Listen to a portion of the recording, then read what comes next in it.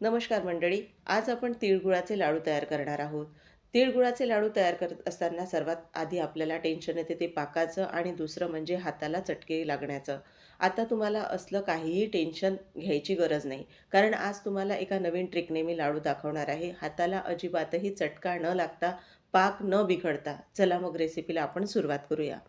तर इथे बघा सर्वात आधी मी लाडूसाठी लागणारं साहित्य घेतलेलं आहे काढून.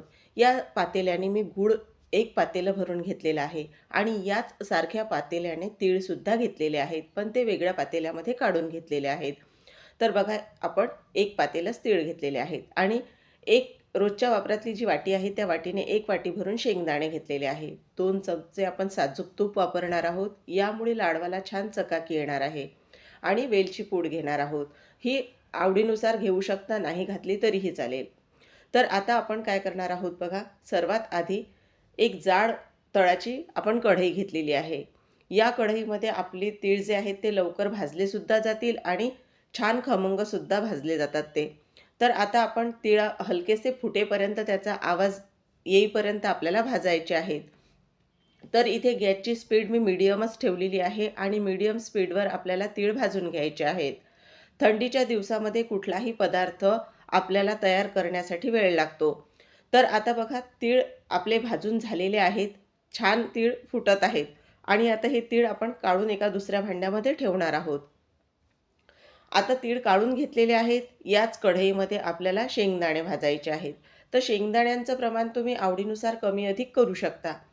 तर इथे आता आपण शेंगदाणेसुद्धा छान त्याची साल वेगळी होईपर्यंत भाजणार आहोत. म्हणजे हलकेसे बघा त्यावर असे क्रॅक जातात तोपर्यंतच आपल्याला भाजायचे आहेत. म्हणजे अगदी सहज त्याची साल आपल्याला काढता येते. तर आता शेंगदाणेसुद्धा हलकासा फुटण्याचा आवाज येत आहे.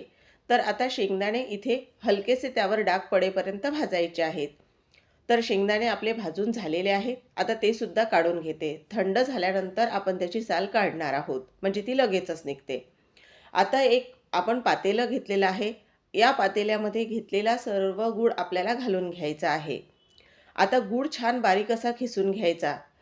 म्हणजे गूळ लगेचच वितळला जातो. यामध्ये बघा आता जे काही असे मोठे खडे असतील गुळाचे ते हाताने आपल्याला फोडून घ्यायचे आहेत. अगदी सहज ते फुटले जातात. आता एकसारखा सर्व भांड्यामध्ये गूळ पसरवून घ्यायचा आहे आपल्याला आणि सारख्याच कढईमध्ये एक रिंग मी ठेवलेली आहे. तुम्ही रिंग नाही ठेवली तरीही चालेल.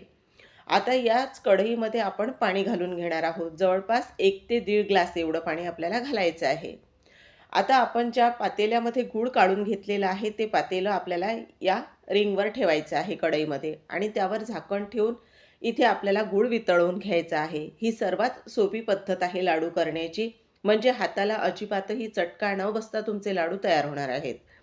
आता जोवर आपला गूळ वितळत आहे तोपर्यंत आपण पुढची तयारी करणार आहोत. शेंगदाण्यांची इथे साल काढून घेतलेली आहे. तर आता मिक्सरमध्ये आपण ते फक्त पल्स मोडवर हलकेसे बारीक करून घेणार आहोत. म्हणजे त्यामधले जे काही शेंगदाण्याचे दाणे आहेत ते आपण तसेच ठेवणार आहोत. तर बघा हलकंसं मी पल्स मोडवर बारीक करून घेतलेलं आहे. तर इथे तुम्ही बघू शकता शेंगदाण्याची भरडपेक्षाही थोडे जाडसरच मी ठेवलेले आहे. आता आपला गूळ कसा वितळलेला आहे ते बघून घेणार आहोत आपण.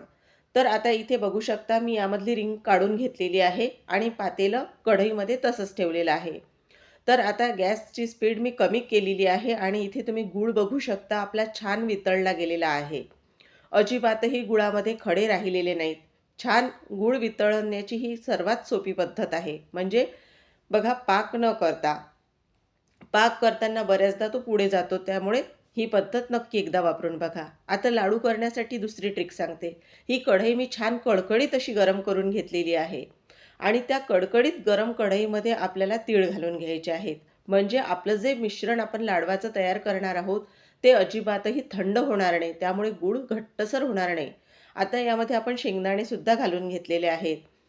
कढई छान गरम केल्यामुळे बघा आपले लाडू जे आहेत ते भराभर वळले जातील.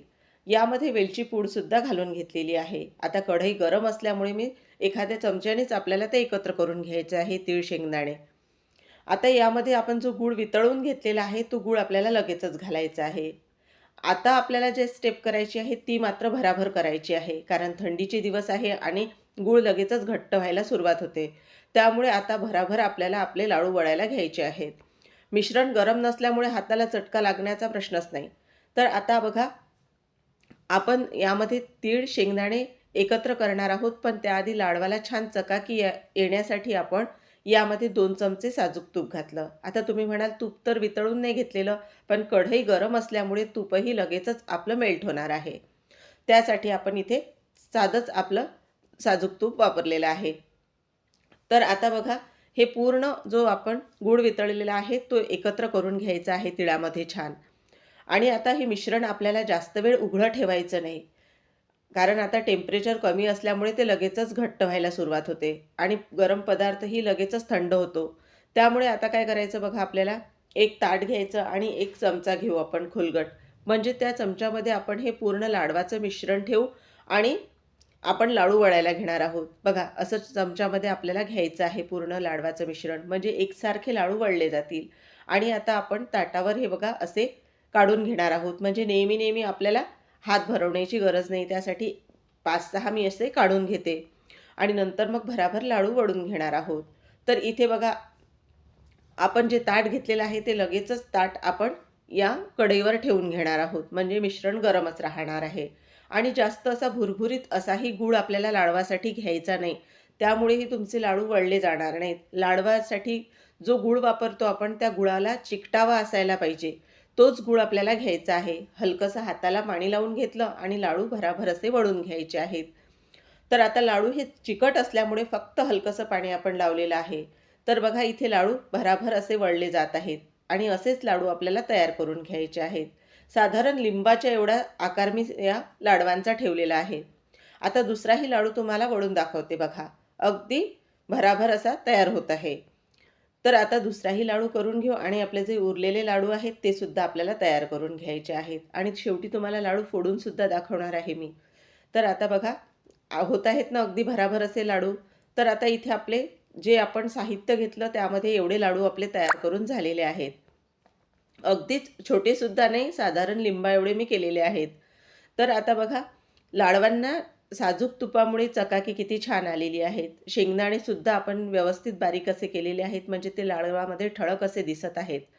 तर मंडळी, तुम्ही सुद्धा नक्की एकदा करून बघा. तुम्हालाही चटके लागण्याचं टेन्शन असेल किंवा पाक बिघडत असेल, बऱ्याचदा पाक करताना थोडा मागेपुढे जरी झाला तरीही लाडू आपले बिघडतात. मग हे अजिबातही टेन्शन न घेता तुम्ही या पद्धतीने लाडू तयार करून बघा. आता तोडूनही दाखवते तुम्हाला. तर मंडळी, तुम्हीही नक्की एकदा ही रेसिपी ट्राय करून बघा आणि तुम्हाला रेसिपी आवडली असेल तर एक लाईक करून चॅनललाही नक्की सबस्क्राईब करायला विसरू नका. म्हणजे पुन्हा अशाच छान छान नवीन रेसिपीसोबत आपण भेटतच राहू. पुन्हा भेटूया. तोपर्यंत धन्यवाद.